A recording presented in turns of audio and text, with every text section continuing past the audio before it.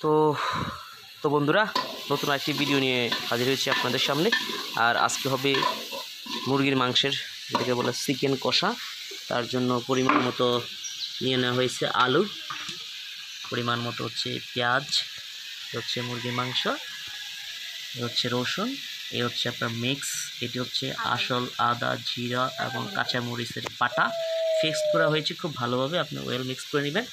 এখন আমরা দিয়ে দিচ্ছি মাংসটাকে একটু ম্যারিনেট করে রাখার জন্য দিয়ে দিচ্ছি লেবুর রস। লেবুর রসটা হচ্ছে আপনি মাংসটাকে ম্যারিনেট করার জন্য এরকম করে আপনি চারদিকে ছিটিয়ে কষে রসটা দিয়ে দিবেন। জাস্ট আমি একটা লেবুর অর্ধেক অংশ দিয়ে দিলাম ম্যারিনেট করার জন্য। এবার দিয়ে দেওয়া হচ্ছে পরিমাণ মতো লবণ,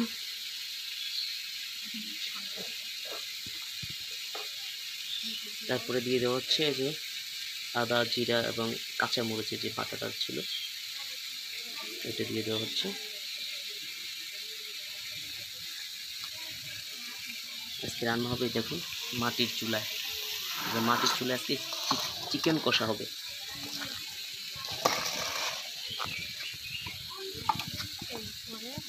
তারপরে দিয়ে দেওয়া হচ্ছে হলুদ,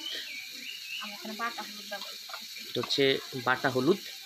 আমরা আগের গ্রামে প্রাচীন যুগের মানুষ তখনই যে বাটা হলুদ, বাটা মরিচ এগুলাই খেত। তো আমরা এখন থেকে যে বাটা হলুদ খাচ্ছি।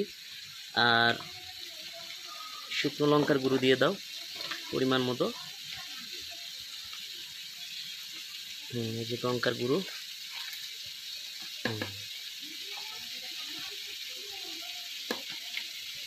দেখছো বন্ধুরা লঙ্কার গুঁড়োটার কালারটা কি টসটসে, একেবারে লাল।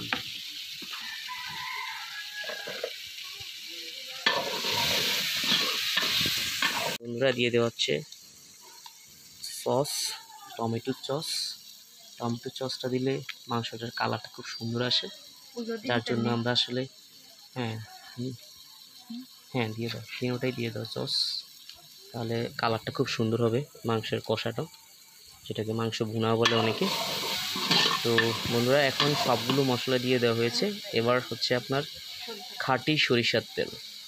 মাংসের যদি ভালো স্বাদ পেতে চান তাহলে অবশ্যই আপনি সরিষার তেলটা ইউজ করবেন, এটা খাঁটি সরিষার তেলটা ইউজ করবেন। এবার সবগুলোকে এবার ভালো করে ওয়েল মিক্স করা হবে, মেখে তারপরে 20 থেকে 30 মিনিটের মতো আমরা এটা রেখে দেবো ম্যারিনেট করার জন্য।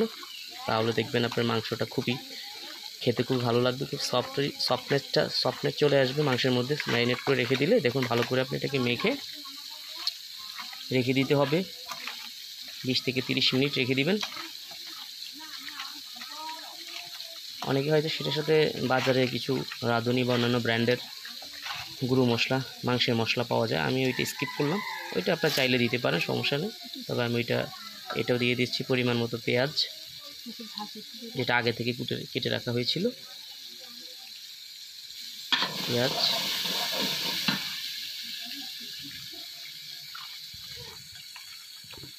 দিয়ে দেওয়া হচ্ছে রসুনটাকে ভালো করে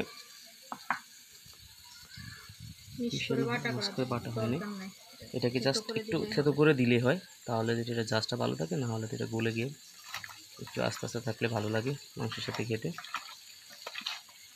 তো গাইস আজকে হবে দুপুরবেলায় হবে চিকেন কষা। তো ভিডিওটি কেমন হয়েছে তা আপনারা অবশ্যই ভিডিওতে ইনবক্স কমেন্ট করে জানাবেন। আর নতুন নতুন ভিডিও পাওয়ার জন্য অবশ্যই আমার চ্যানেলটি, আমার একটি ইউটিউব চ্যানেল রয়েছে, এছাড়াও আমার ফেসবুক প্রোফাইলটি যেটা রয়েছে সেটা আপনারা অবশ্যই ফটো বাটনটিকে ফলো ক্লিক করে রাখবেন নিয়মিত নতুন নতুন ভিডিও পাওয়ার জন্য।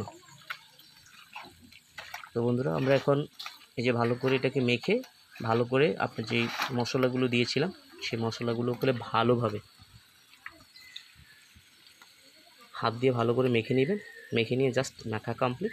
এখন রেখে দেবো 20 থেকে 30 মিনিট ম্যারিনেট করার জন্য।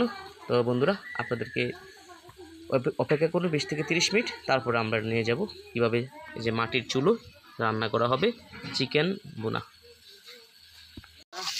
এখন এই যে আলুটাকে আমি মাংসটাকে ম্যারিনেট করার জন্য রেখে দেওয়া হয়েছে ঢেকে। আর এখানে যে আলুগুলো একটু ভেজে নেওয়া হচ্ছে তেলে, আলুগুলো ভেজে নেওয়া হচ্ছে তেলে। ফাইনালি চলে আসছে ব্রাউন কালার।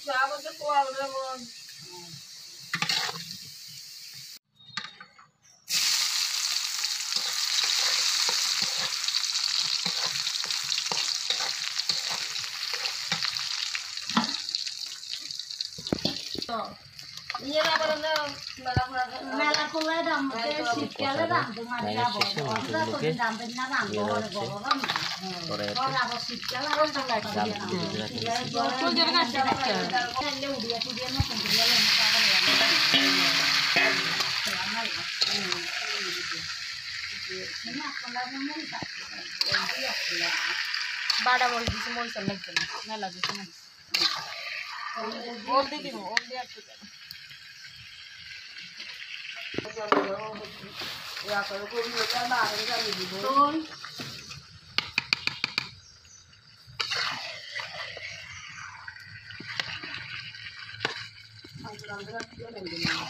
আরামসে ডাল না বাতাস দিন গেছে বউ বাতাস দিন ঘুরতে গেছে মিটিংয়ে গেছে বউ বাতাস দিন না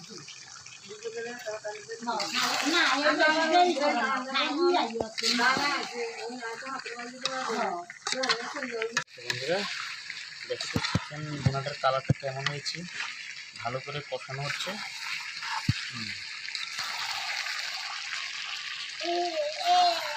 মাটির চুলো রান্না করা হচ্ছে চিকেন ভুনা।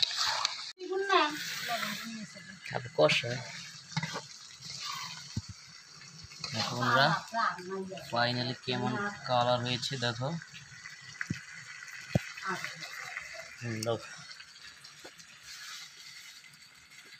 দেখি তো টেস্টটা কেমন হয়েছে। ওকে ফাইনাল হয়ে গেল চিকেন ভুনা। এই দেখো চিকেন ভুনা।